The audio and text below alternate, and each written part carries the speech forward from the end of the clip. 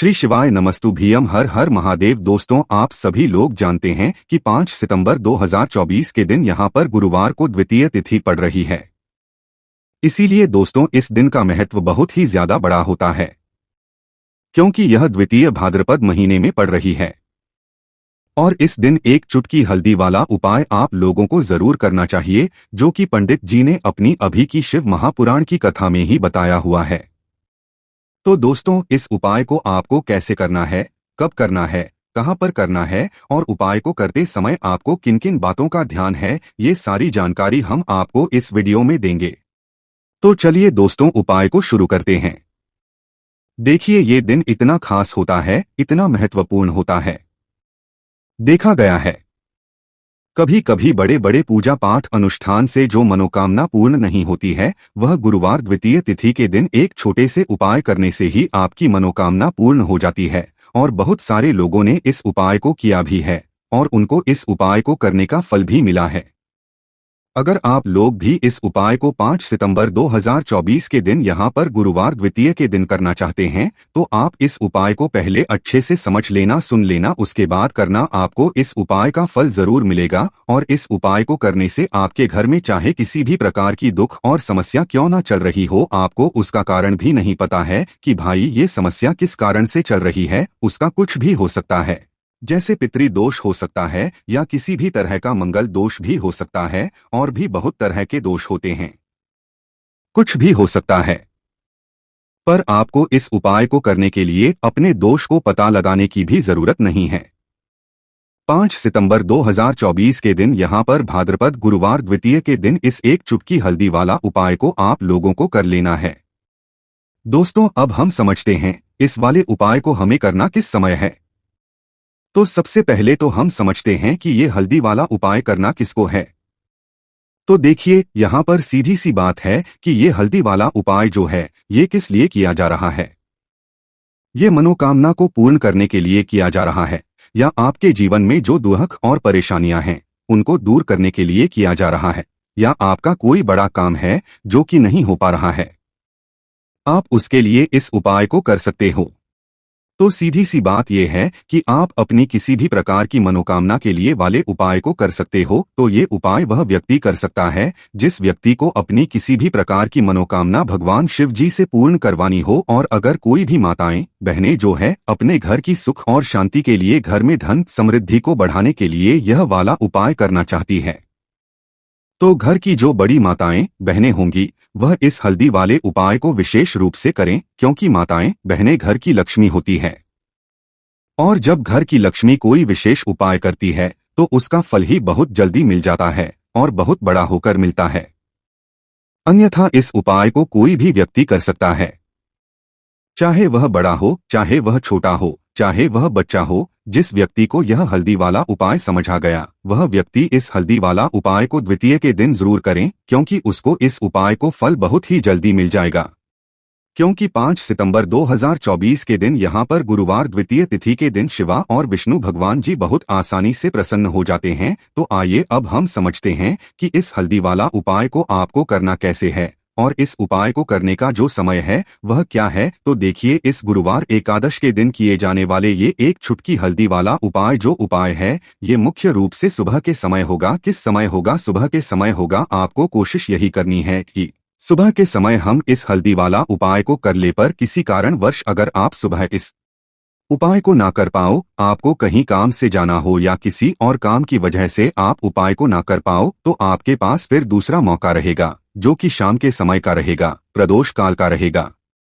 अब भाई, प्रदोष काल का समय भी बहुत ही लोगों के मन में प्रश्न बन जाता है कि भाई ये समय होता कब है, कितने बजे से लेकर कितने बजे ये समय होता है, ताकि हमें उपाय के लिए जो है करने का समय पता लग जाए। तो हम आपको बता दें, प्रदोष काल का जो एक होता है शाम का समय, वह होता है शाम के 6 बजे से लेकर शाम के 7 बजे के बीच का। इस समय के बीच में आप उपाय को करेंगे तो आपको उस उपाय का जरूर फल मिलेगा। तो शाम के 6 बजे से लेकर शाम के 7 बजे के बीच में आप लोग इस हल्दी वाला उपाय को कर सकते हो। तो भैया, बहुत सारे लोग यहाँ पर ये प्रश्न भी जरूर करेंगे कि भाई हम तो नौकरी पर जाते हैं, हम अपनी ड्यूटी पर जाते हैं और आने में हमें देर हो जाती है, तो उस जगह पर हमें क्या करना चाहिए। तो देखिए उन लोगों को भी की जरूरत नहीं है। अगर आप लोग इस उपाय को शाम के समय प्रदोष काल में कर रहे हैं और अगर आपको आने में देरी भी हो जाती है, आप आने में 7 बजे तक आप नहीं पहुंच पाते हो, तो भाई आप 7 या रात 8 बजे तक भी अगर उपाय को करोगे तो भी चल जाएगा। और अगर इससे भी थोड़ा देर हो जाती है तो भी आप उपाय को कर सकते हो, क्योंकि 5 सितंबर 2024 गुरुवार एक साल भर में, इसलिए जब आपको मौका मिल जाए तब आप इस उपाय को जरूर कर लेना। कोई भी उपाय हो, आप कभी भी कर हो द्वितीय के दिन, बस कोशिश करना कि समय के थोड़ा मतलब अंतर्गत ही कर लो, पर किसी कारणवश अगर ना कर पाओ तो फिर आप थोड़ा देरी से भी कर सकते हो, आपको उपाय का फल जरूर मिलेगा। तो देखिए अध्या द्वितीय के दिन पर विशेषकर श्री हरि विष्णु का पूजन किया जाता है। अब साथ ही साथ गुरुवार का दिन भी पड़ गया है, तो ऐसा समझ लीजिए आपके जीवन में धन भी आएगा, सुख भी आएगा, धन बढ़ेगा भी, और साथ ही साथ आपके जीवन के सारे संकटों को भगवान शिव जी दूर कर देंगे। तो चलिए सबसे पहले बात कर लेते हैं सबसे पहले उपाय की, जो कि द्वितीय वाले दिन आपको विशेषक करना है। और इस उपाय को करने से आपकी कोई भी ऐसी इच्छा, कोई भी विश जो अभी तक अधूरी है, पूरी नहीं हो रही है, तो आपकी बड़ी से बड़ी विश और मनोकामना भी पूरी हो जाती है। जब आप द्वितीय वाले दिन इस पहले उपाय को कर लेते हैं तो देखिए आप सभी जानते हैं कि श्री हरि विष्णु और कृष्णा जी जो हैं, उन्हें तुलसी दल सबसे प्रिय है। बिना तुलसी माता के श्री हरि विष्णु जी अधूरे हैं और बिना तुलसी पत्तों के श्री हरि विष्णु का भोग अधूरा है। अब हरि विष्णु को प्रसन्न करके आप अपनी मनोकामना को पूरा कर सकते हैं, क्योंकि श्री हरि विष्णु अगर प्रसन्न हो गए तो आपकी कोई भी विश और इच्छा मनोकामना अधूरी नहीं रहेंगी। तो आपको तुलसी के 5 पत्ते लेने हैं। अब जिस दिन कृष्णा द्वितीय है उस दिन तुलसी के पत्ते ना तोड़े, पहले से ही तोड़कर रख लें। अब ये 5 तुलसी के पत्ते जो आपने लिए हैं, ये 5 तुलसी के पत्ते आपको श्री हरि विष्णु को अर्पित करने हैं। अपने घर के में ही ठीक है, ऐसा आपको करना है। आपके घर में श्री हरि विष्णु की कोई मूर्ति है या श्री कृष्ण की मूर्ति है या लड्डू गोपाल है, प्रतिमा है, वहां पर यह 5 तुलसी के पत्ते आप रखें और साथ ही साथ एक देसी घी का दीपक गोल बाती का आपको लगाना है। और ओम नमो भगवते वासुदेवाय नमः इस मंत्र का आपको 11 बार जप करना है। देखो मंत्र कौन सा है, ओम नमो भगवते वासुदेवाय नमः, और फिर श्री हरि विष्णु से अपनी विश, अपनी इच्छा, अपनी मनोकामना कह देना है। और फिर देखना आपकी विश और इच्छा, जो भी आपकी मनोकामना है, जो भी अपने जीवन में आपको चाहिए, अगर निर्धनता बहुत है, आप अपने घर से गरीबी को दूर करना चाहते हैं, या फिर धन आपका बढ़ता नहीं है, आप चाहते हैं कि आपका धन बढ़े, या फिर आपके घर में फिजूल खर्ची बहुत होती है, पैसा आपके पास नहीं रुकता है, आप चाहते हैं कि पैसा आपके पास रुके, या फिर घर में कोई व्यक्ति ऐसा है जो बहुत बीमार रहता है या किसी का विवाह नहीं हो पा रहा है, तो जो भी आपकी इच्छा है, जो भी आपके विश है,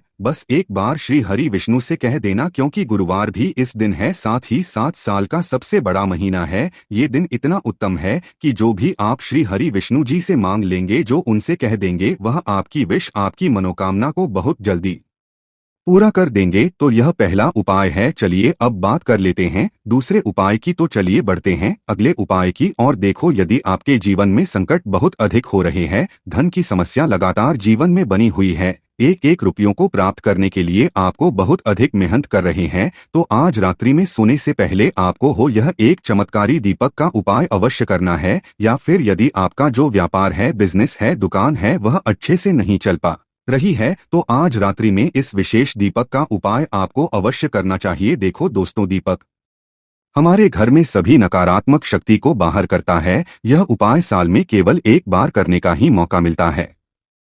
केवल और केवल द्वितीय पर ही इस उपाय को किया जाता है।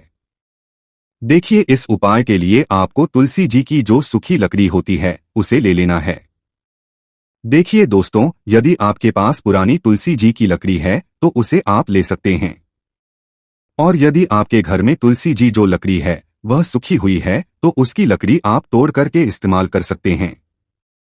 लेकिन आपको ध्यान रखना है कि अस्त से पहले भले ही आपको यह जो तुलसी जी की लकड़ी है इसे अवश्य ही तोड़ लेना है, और आज के दिन लकड़ी को नहीं तोड़ना है। तो इस उपाय के लिए आपको सबसे पहले तो एक मिट्टी का दीपक लेना होगा, चाहे तो आटे का दीपक भी ले सके, क्योंकि आटे का दीपक सभी दीपक में सर्वोत्तम माना गया है। इस दीपक के अंदर आपको शुद्ध घी का प्रयोग करना होगा, और इससे दीपक के अंदर अपने जो तुलसी जी की लकड़ी ली है उसे भी रख देना है। लेकिन यह जो तुलसी जी की का है, इसमें आपको चारों तरफ अच्छे से घी लगा लेना है।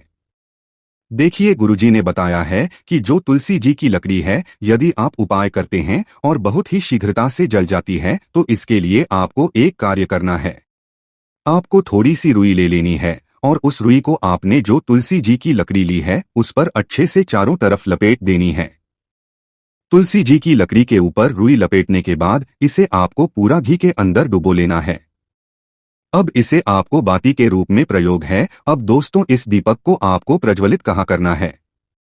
तो इस दीपक को आपको या तो भगवान विष्णु के सामने प्रज्वलित करना होगा, या फिर आपको भगवान श्री राम के सामने प्रज्वलित करना होगा, या फिर भगवान कृष्ण के सामने, यानी कि भगवान विष्णु के जो भी अवतार है उनके सामने आप यह दीपक प्रज्वलित कर सकते हैं। या फिर आप इससे दीपक को माता तुलसी जी के सामने भी प्रज्वलित कर सकते हैं। पूज्य गुरुजी ने बताया है कि जो भी व्यक्ति इस प्रकार से तुलसी जी की डंडी से यह दीप दान कर देता है, उसके जीवन में कभी भी धन की समस्या नहीं होती है। इसीलिए आपको यह पूरे साल में केवल एक बार ही मौका मिलता है। इस उपाय को करके देखना, आपकी सभी इच्छा जरूर पूर्ण होगी। यह जो उपाय है रात्रि में सोने से पहले करना है। बात करते हैं अगले उपाय की। अब बताते हैं तुलसी के गमले में आपको वह कौन सी चीज डालनी है। उपाय को करने से आप अपने जीवन में महाधनी बन जाएंगे। इतना धन आपको मिलेगा कि कभी भी आपके धन में कमी नहीं आएगी, कभी भी आपका धन बर्बाद नहीं होगा। आपके पैसे की बर्बादी बिल्कुल आपके जीवन से रुक जाएगी। और जो लोग कहते हैं कि घर में पैसा तो आता है, पैसा रुकता नहीं है और पैसा बढ़ता नहीं है, वृद्धि नहीं हो रही है, उन्हें भी विशेष यह दूसरा उपाय द्वितीय वाले दिन जरूर करना चाहिए। तो देखिए, पहले ही आपको बता दिया कि हरि विष्णु की पूजा और उनका भोग श्री मतलब तुलसी मैया के बिना अधूरा है, और तुलसी मैया जो है वह श्री हरि विष्णु के बिना अधूरी है। तो देखिए, जब भी आप तुलसी का कोई उपाय करेंगे तो सीधे सीधे आप श्री हरि विष्णु को प्रसन्न कर लेते हैं। अब व्यक्ति को, यानी जो भी व्यक्ति है, किस व्यक्ति को कितना धन देना है, यह श्री हरि विष्णु के हाथ में होता है। धन देने का काम माँ लक्ष्मी करती है, जो कि माँ तुलसी एक रूप है। माँ तुलसी जो है, ये माता लक्ष्मी का ही स्वरूप है ना? तो आपको करना क्या है?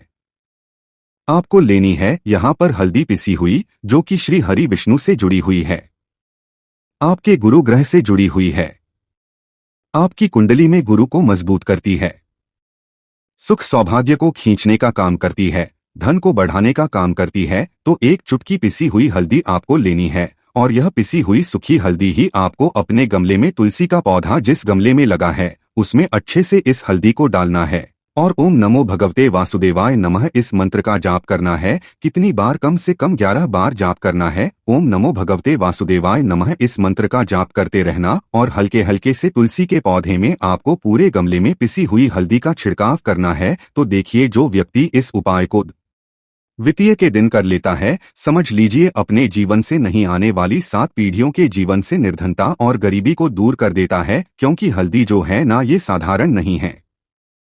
हल्दी इतनी उत्तम होती है कि रातों रात आपके जीवन में चमत्कार करती है।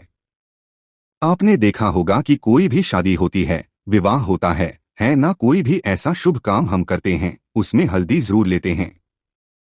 गृह प्रवेश जब हम करते हैं तो हल्दी के स्वस्तिक का निर्माण करते हैं।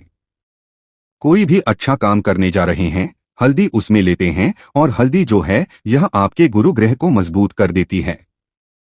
अगर कुंडली में गुरु ना कहीं मजबूत है तो इससे उत्तम उपाय आपको ऐसा समझिए द्वितीय का मिलेगा नहीं। बहुत ही उत्तम उपाय है। तुलसी के गमले में एक चुटकी पिसी हुई हल्दी डालना है, तो यह बहुत ही उत्तम उपाय है। इस उपाय को आप जरूर करें द्वितीय वाले दिन, और साल का सबसे बड़ा यह दिन है। तो इस उपाय को करने से श्री हरि विष्णु आपसे न केवल प्रसन्न होते हैं, आपसे इतना प्रसन्न हो जाते हैं कि जीवन में कभी आपके गरीबी और निर्धनता को नहीं आने देते हैं। तो चलिए अब बात कर लेते हैं अपने तीसरे, जो कि मुख्य द्वार से जुड़ा हुआ है, और यह उपाय है स्थिर लक्ष्मी के वास के लिए। ऐसा पैसा आपके घर में आएगा जो आपके घर में ही रुकेगा। ऐसा पैसा कभी आपके घर में नहीं आएगा जो आपके घर से जाएगा, और विशेषकर फिजूल खर्ची में जाएगा। अब आधे से ज्यादा लोगों की यही समस्या होती है कि घर में पैसा तो आता है लेकिन बहुत जल्दी घर से चला जाता है, या फिर फिजूल खर्ची में चला जाता है।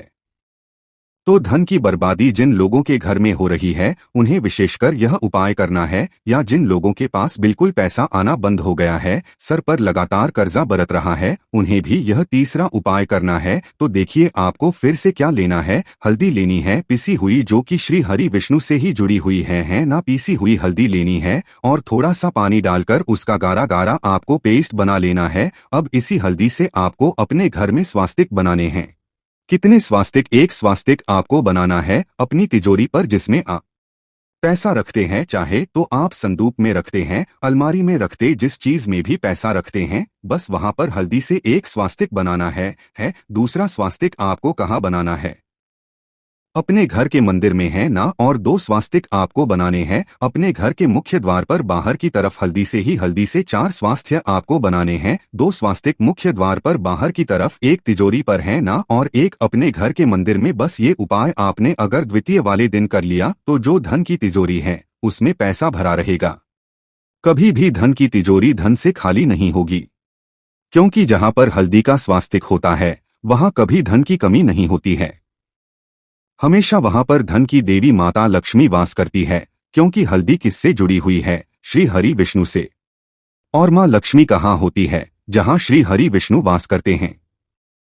अब बात करें कि आपके घर का मंदिर जो है उसमें अगर आप एक स्वास्तिक बनाते हैं तो आपके घर से ऊर्जा जो है में ऊर्जा फैलती है ना। तो आपके घर में पॉजिटिव एनर्जी बढ़ती है, सकारा ऊर्जा बढ़ाती है। जब आप अपने घर के मंदिर में हल्दी का स्वास्तिक बनाते हैं, आपके घर से बुरी शक्तियां, नेगेटिव एनर्जी जैसी चीजें बिल्कुल आपके घर में नहीं रुकती हैं। मुख्य द्वार तो इतना उत्तम होता है कि मुख्य द्वार से ही मां लक्ष्मी की नजर सबसे पहले आपके मुख्य द्वार पर ही पड़ती है। और मुख्य द्वार पर अगर आपने हल्दी के स्वास्तिक बना दिए तो मां लक्ष्मी देखते ही प्रसन्न हो जाए, क्योंकि यह श्री हरि विष्णु से जुड़ी हुई है ना। और हल्दी के स्वास्तिक जहां पर जो व्यक्ति अपने घर के मुख्य द्वार पर बनाते हैं, ऐसा समझ लीजिए मां लक्ष्मी उनके घर में वास करती ही करती है और कभी भी ऐसे घर को फिर छोड़कर नहीं जाती है। स्थिर लक्ष्मी का वास आपके घर में होगा। ये हल्दी के स्वास्तिक वाला उपाय द्वितीय के दिन बहुत ही उत्तम है। साथ ही साथ कोशिश करें कि इस दिन गाय माता को हरी घास अवश्य खिलाएं और एक पानी का भरा हुआ किसी जरूरतमंद को दान जरूर करें। और जो व्यक्ति पक्षियों के लिए पानी की व्यवस्था करता है ना, या फिर घड़े को दान कर देता है, उसके घर कभी भी धन की कमी नहीं होती है।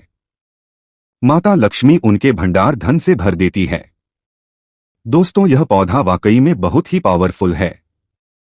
अक्सर जब हमें इन पौधों की जानकारी नहीं होती तो हम उन्हें नजरअंदाज कर देते हैं, लेकिन ऐसा ना करें। हर पौधा जो आपके आसपास पाया जाता है उसमें औषधीय गुणों का भंडार होता है। हम बस इन गुणों से होते हैं और नहीं जानते कि इनका सही उपयोग कैसे किया जाए। इसी अज्ञानता के कारण हम इन पौधों के फायदे नहीं उठा पाते। मैं आपको इस पौधे के बारे में विस्तार से बताने जा रहा हूं, ताकि आप इसे पहचान सकें और इसके औषधीय गुणों का सही तरीके से उपयोग कर सकें। इसे कैसे सेवन करना है, किस तरह से औषधि बनानी है, इन सब की जानकारी देकर मैं आपको इस पौधे का अधिकतम लाभ उठाने में मदद करूंगा। उम्मीद है कि जानकारी के बाद आप इन पौधों को नजरअंदाज नहीं करेंगे और इनसे भरपूर फायदा उठाएंगे। दोस्तों, इस वनस्पति के अद्भुत औषधीय गुणों के बारे में जानना बहुत जरूरी है। अक्सर ऐसा होता है कि आप कहीं दूर दराज के इलाकों में होते हैं जहां इमरजेंसी में डॉक्टर या दवाइयां उपलब्ध नहीं हो पाती। ऐसे में यदि आपको कुछ प्राकृतिक औषधियों की जानकारी हो तो आप तुरंत फायदा उठा सकते हैं और अपना या अपने परिवार का प्राथमिक इलाज कर सकते हैं। आज मैं ऐसी ही एक महत्वपूर्ण वनस्पति के बारे में बताने जा रहा हूं, जिसके जड़, पत्ते, फूल, फल, यहां तक कि इसका दूध भी औषधीय गुणों से भरपूर है। इस पौधे के हर एक अंग के इस्तेमाल से अद्भुत लाभ मिल सकते हैं। इसका दूध इतना फायदेमंद है कि आप सोच भी नहीं सकते। इसके जड़, पत्ते और अन्य हिस्सों का सही उपयोग करना बहुत महत्वपूर्ण है और इसके सेवन के लिए कुछ विशेष सावधानियों का पालन करना भी जरूरी है। मैं आपको वीडियो के माध्यम से बताऊंगा कि इस औषधि का सेवन कैसे करना है और किन बातों का ध्यान रखना चाहिए। हालांकि इस पौधे का इस्तेमाल करते समय विशेष सतर्कता बरतनी पड़ती है और यदि आप इसे सही तरीके से उपयोग नहीं करते तो आपको लाभ नहीं मिल पाएगा। इसलिए वीडियो को पूरा और क्रम से देखें ताकि आप कोई महत्वपूर्ण जानकारी ना छोड़े। यदि आप इसे बीच बीच में स्किप करते हैं या फॉरवर्ड करके देखते हैं तो आप कई महत्वपूर्ण बिंदु मिस कर सकते हैं और हो सकता कि आपको इसका सही फायदा ना मिले। अगर आप इसके सेवन के बाद लाभ नहीं महसूस करते तो इसका एक कारण यह हो सकता है कि आपने इसके उपयोग के निर्देश ठीक से नहीं समझे। इसलिए ध्यानपूर्वक और पूरे अनुक्रम में जानकारी प्राप्त करें। आज मैं आपको एक ऐसी औषधि के बारे में बताने जा रहा हूं जो आपकी कई स्वास्थ्य समस्याओं को हल कर सकती है। यह औषधि इतनी प्रभावशाली है कि इसका नियमित और सही इस्तेमाल आपको लाखों रुपए की महंगी दवाइयों और इलाज से बचा सकता है। वर्तमान समय युवाओं के बीच एक सामान्य समस्या देखने को मिल रही है जो शारीरिक कमजोरी से जुड़ी है। पहले यह समस्या वृद्ध लोगों में ही देखने को मिलती थी, लेकिन अब युवा भी इस समस्या का शिकार हो रहे हैं। शारीरिक कमजोरी और ऊर्जा की कमी जैसी समस्याएं आम हो गई हैं और इसके बारे में खुलकर बात करना भी आसान नहीं होता। इस समस्या से पीड़ित हजारों लाखों युवा हैं जो इस बारे में किसी से बात नहीं कर पाते और चुपचाप इसे झेलते हैं। आपने टीवी पर रात के समय ऐसी औषधियों के विज्ञापन देखे होंगे जिनका उद्देश्य इसी प्रकार की समस्याओं का समाधान करना होता है। लेकिन दोस्तों, आपको इन महंगे उपचारों की आवश्यकता नहीं पड़ेगी, क्योंकि मैं आपको एक ऐसी प्राकृतिक औषधि के बारे में बताने जा रहा हूं जो पूरी तरह से सुरक्षित और प्रभावी है। इस औषधि का सही मात्रा में और सावधानी के साथ सेवन करने से आप अपनी आंतरिक कमजोरी को दूर कर सकते हैं और को स्वस्थ और ऊर्जावान महसूस कर सकते हैं। लेकिन जैसा कि मैंने पहले कहा, इसे लेने की मात्रा और समय का ध्यान रखना बहुत जरूरी है। यदि आप इसका उपयोग सही तरीके से नहीं करेंगे तो इसका पूरा लाभ नहीं उठा पाएंगे। इसलिए इस जानकारी को ध्यानपूर्वक सुनें और समझें ताकि आप इसका अधिकतम लाभ उठा सकें। यह औषधि न केवल आपको शारीरिक रूप से मजबूत बनाएगी बल्कि आपके आत्मविश्वास को भी बढ़ाएगी। अक्सर लोग अपनी शारीरिक कमजोरी की वजह से मानसिक रूप से भी कमजोर महसूस करते हैं, लेकिन यह औषध आपकी उस कमजोरी को दूर करके आपको बेहतर जीवन जीने में मदद करेगी। दोस्तों, यह जानकारी आपके लिए अत्यंत लाभकारी हो सकती है, इसलिए इसे ध्यान से देखें और समझें। तो इस तरह के औषधियों के बारे में वहां पर पहले क्या होता था कि दीवार पे और ऐसे होल्डिंग लगाई जाती थी। दीवार पे बड़े बड़े अरों में लिखा जाता है कि नामर्द वाले संपर्क करें फलाफला। लेकिन अब क्या है कि यह सारी चीजें कम हो रही हैं। सोशल मीडिया ऐसे डॉक्टर आते हैं, रात में टीवी पर बताते रहते हैं, तो यह समस्या देखने को मिलती है। बहुत सारे लोग इसके खुल के बात नहीं करते हैं। तो आज की वीडियो में मैं आपको बताऊंगा, देख लीजिए, पहचान लीजिए। दोस्तों, यह पौधा वही है। जी हाँ दोस्तों, मैं इसका सबसे पहले नाम बता देता हूँ। इसका नाम है दोस्तों मदार का पौधा, जिसे कई लोग आग के नाम से भी जानते हैं। शायद आपके क्षेत्र में इसे किसी अन्य नाम से पुकारा जाता हो। कृपया कॉमेंट करके बताएं कि आपके क्षेत्र में इसे क्या कहते हैं। जब आप इस पौधे के पत्तों को तोड़ते हैं तो इससे सफेद रंग का दूध निकलता है। इस दूध के कई फायदे हैं, विशेष रूप से उन लोगों के लिए जिनकी नसें कमजोर हो गई हैं या जिनके शरीर के अंगों में ढीलापन है। मैं आपको इस दूध का ऐसा उपयोग बताने जा रहा हूं जिससे आपके अंगों में मजबूती आएगी। इसलिए ध्यान से सुनिए और कॉपी पेन लेकर इसे लिख लीजिए।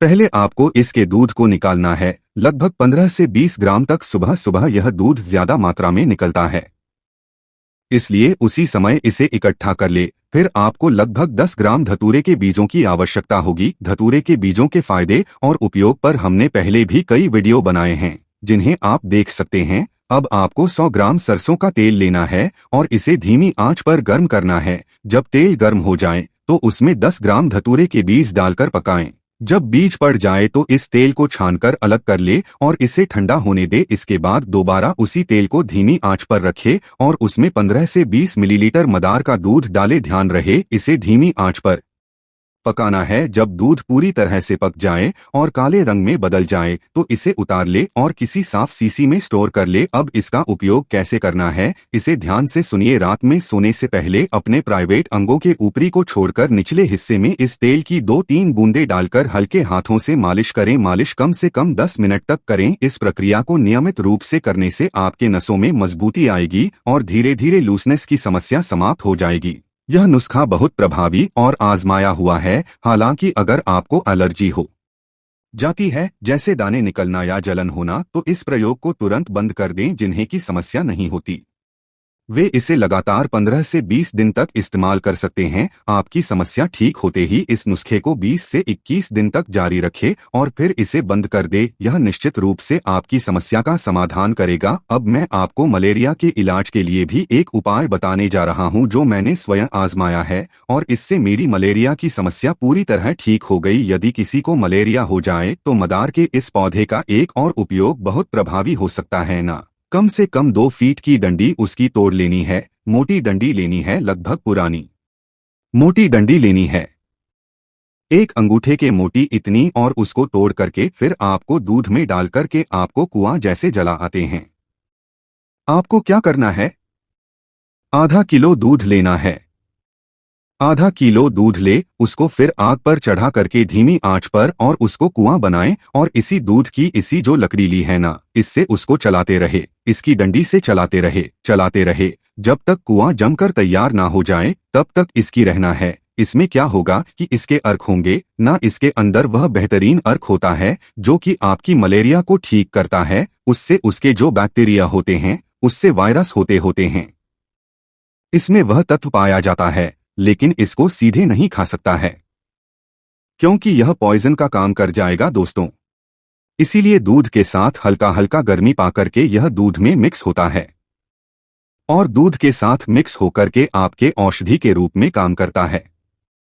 तो इस तरह से इसका किया जाता है। ऐसा नहीं कि आप समझे दूध में डाल के क्या करना है, इसको रस निकाल लो पी लो, ऐसा नहीं करना दोस्तों। तो जब खुआ बिल्कुल बन जाएगा, अब आपको खा जाना है। एक दिन का बना हुआ 2 बार खाएंगे, यानी सुबह बनाएंगे तो थोड़ा खुआ, सुबह खाएंगे थोड़ा खुआ, शाम को खाएंगे, और कुछ भी और चीज नहीं मिलाना है, मीठा कुछ नहीं मिलाना है। इस तरह से आपको सिर्फ 2 दिन खाना है। 2 दिन में ही आपकी मलेरिया हो जाएगी दोस्तों। गया नुस्खा बता रहा हूँ।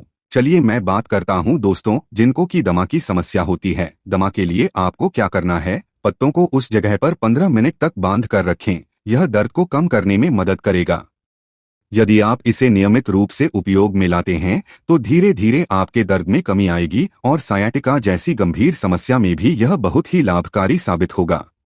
दमा रोगियों के लिए भी यह पत्ते बेहद फायदेमंद होते हैं। इसका सही से और नियमित रूप से उपयोग करने से आंतरिक ताकत भी बढ़ती है। इस प्रकार यह पत्ते कई समस्याओं के लिए एक अद्भुत प्राकृतिक उपाय है।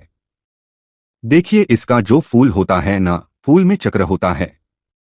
आप जब इसको तोड़ेंगे तो बीच में एक आपको लौंग की तरह होता है, जैसे लौंग होता है। लौंग देखें ना, तो वह लौंग इसके अंदर से निकाल लीजिए। जब इसके पंखुड़ियों को हटा देंगे तो बीच में लौंग जैसे एक आपको मिल जाएगा। तो इसको बोलते हैं कि यह, इसको नाम दिया गया क्योंकि लौंग जैसा दिखता है। आयुर्वेद में जिसे हम लौंग कहते हैं वह वास्तव में मदार के फूल से प्राप्त होती है। इस लौंग को प्राप्त करने के लिए पहले इसे इकट्ठा किया जाता है और फिर छाया में सुखाकर इसका पाउडर बनाया जाता है। इस लौंग का प्रयोग बहुत ही सीमित मात्रा में किया जाता है। उदाहरण के लिए इसके पाउडर का प्रयोग चावल के दाने के बराबर मात्रा में किया जाता है। इसका सेवन गुनगुने पानी या शहद के साथ दिन में केवल 1 बार किया जाता है और यह दिमाग के बहुत लाभकारी होता है। इसके अलावा यदि आप इस लौंग के पाउडर को सतावर और अश्वगंधा के साथ मिलाकर उपयोग करते हैं तो यह आपकी आंतरिक शक्ति को बढ़ाता है। हालांकि इसे बहुत ही कम मात्रा में लेना चाहिए, जैसे कि चावल के चौथे हिस्से के बराबर, क्योंकि इसकी मात्रा अधिक हो जाने पर यह आपके लिए हानिकारक हो सकता है। इसलिए जब भी आप इस पाउडर का प्रयोग करें तो इसे बहुत ही सावधानी से और नियंत्रित मात्रा में करें। अगर आप इसे भोजन में इस्तेमाल करना चाहते हैं तो इसे अपने वैद्य या आयुर्वेद विशेषज्ञ की सलाह के बाद ही सेवन करें। विशेष की सलाह लेने से आप किसी भी संभावित समस्या से बच सकते हैं और यदि कोई दिक्कत होती है तो आप तुरंत उपाय कर सकते हैं। बिना विशेषज्ञ की सलाह के इसका उपयोग करना खतरनाक हो सकता है, इसलिए विशेष रूप से ध्यान रखना चाहिए। धतूरे और मदार के पौधों से प्राप्त सामग्री का प्रयोग भी बहुत ही सावधानी पूर्वक किया जाता है। इनका सेवन हमेशा किसी आयुर्वेद विशेषज्ञ की देखरेख में ही करना चाहिए। यदि आप विशेषज्ञ की सलाह के इसका सेवन करते हैं और कोई समस्या उत्पन्न होती है तो उस समय समाधान पाना मुश्किल हो सकता है। इसलिए किसी भी तरह के आयुर्वेदिक पौधे या औषधि का प्रयोग करने से पहले अपने आसपास के वैद्य से सलाह अवश्य लें। अंत में इस वीडियो को देखने के लिए आपका बहुत बहुत धन्यवाद। हमें उम्मीद है कि आपको यह जानकारी उपयोगी लगी होगी और आप इसे सुरक्षित रूप से अपने जीवन में उपयोग करेंगे। अब स्वास्थ्य का ध्यान रखें और आयुर्वेद का सही और सुरक्षित उपयोग करें। पत्तों को उस जगह पर 15 मिनट तक बांधकर रखें। यह दर्द को कम करने में मदद करेगा। यदि आप इसे नियमित रूप से उपयोग में लाते हैं तो धीरे धीरे आपके दर्द में कमी आएगी और सायाटिका जैसी गंभीर समस्या में भी यह बहुत ही लाभकारी साबित होगा। दमा रोगियों के लिए भी यह पत्ते बेहद फायदेमंद होते हैं। इसका सही तरीके से और नियमित रूप से उपयोग करने से आंतरिक ताकत भी बढ़ती है।